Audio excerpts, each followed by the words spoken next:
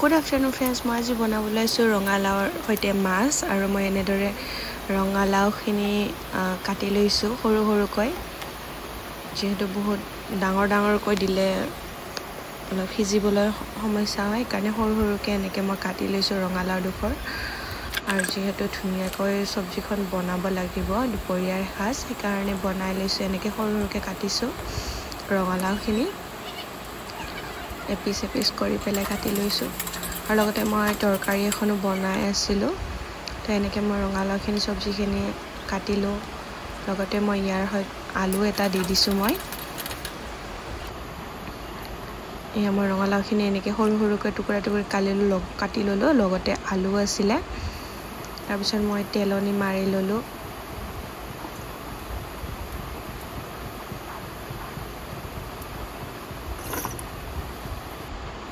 তাৰপিছত মই নহৰু পিয়াজ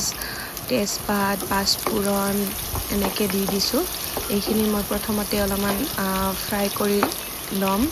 অলপ ৰঙা হচুৱা হ'বলৈ এৰি দিছো তাৰ পিছত মই দিছো ইয়াতে নহৰু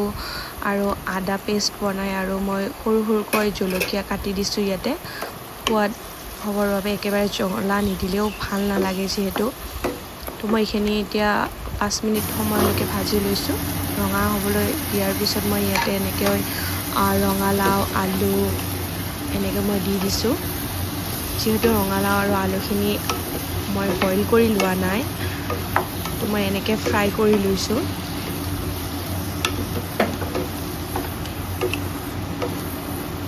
এনেকৈ মই অলপ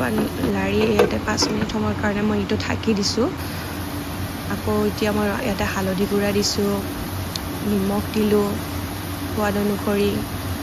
অকণমান মই বেছিকৈ দিছো বাৰু কাৰণ মই অলপ বেছিকৈ নিমখ খাওঁ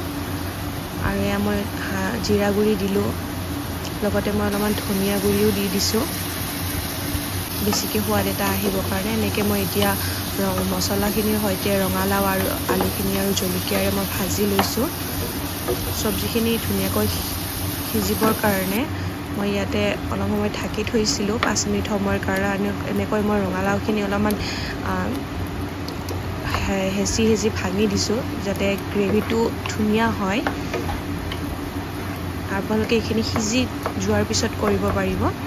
এনেকৈ মই ৰঙালাওখিনি অলপমান সৰু সৰুকৈ মই ভাঙি দিছো গ্ৰেভিটো যাতে ধুনীয়া হয় খাবলৈ যাতে সোৱাদ হয় টুকুৰা হৈ থাকিলে যেহেতু খাবলৈ ভাল নালাগে তো সেইকাৰণে মই আলু আৰু ৰঙালাওখিনি সিজাৰ পিছত অকণমানকৈ ভাঙি দিছো এনেকৈ কৰচখনৰ সৈতে আপোনালোকে দিলে দিব পাৰে আৰু নিদিলেও কোনো কথা নাই বাৰু এনেকৈ হ'লে সোৱাদ হয় অলপমান খাবলৈ আজি মই প্ৰথমবাৰৰ বাবে বনাইছো এই সবজিটো ৰঙালাওৰ সৈতে মাছ ইয়াতে মই গৰম পানী কৰি থৈ দিছিলো আৰু গৰম পানীহে ঢালিছো মই কাৰণ যেহেতু সকলোৱে কয় গৰম পানী দিলে খাবলৈ বেছি সোৱাদ হয় আৰু এনেকৈ মই পানীখিনি ঢালি আধা ঘণ্টা মানৰ কাৰণে আধা ঘণ্টা নহয় খুব 15 মিনিট মানৰ কাৰণে মই এইখিনি এতিয়া মই ঢাকি থৈ দিম উতলিব দিম আঞ্জাখন ঢাকনিখন লগাই নাছিলে হ'লেও মই দিলো তাৰ পিছত মই ঢাকনিখন উঠাই মাছখিনি এৰি দিছো উতলিব ধৰোতে এনেদৰে মই মাছখিনি দি দিছো এপিসকৈ আঞ্জাখন উতলিব ধৰোতে যেহেতু মই ডাঙৰ মাছ খাই ভাল পাওঁ সেইকাৰণে ডাঙৰ মাছেই দিছো তেনেকৈ মই লাৰি দিছো মাছৰ আঞ্জাখন এতিয়া মই আকৌ 5 মিনিট মানৰ কাৰণে গ্ৰেভিটো সম্পূৰ্ণ হ'বৰ কাৰণে ঢাকি দিম এতিয়া মই গৰম মছলা দি দিছো